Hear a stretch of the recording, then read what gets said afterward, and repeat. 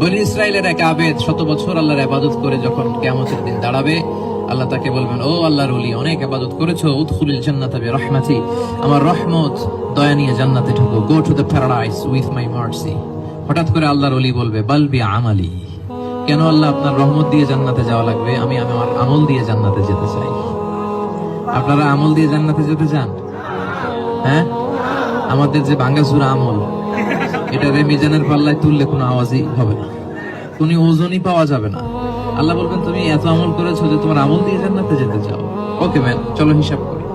তোমার সারা জীবনের আমল এক পাল্লায়, আর আমি যে দয়া করে 2টা চোখ দিয়েছি, 2টা না, একটা এক পাল্লায়, দেখে ওজন দেই। ওজন দিয়ে দেখা যাবে মুহূর্তে চোখের পাল্লা ভারী হয়ে গেছে।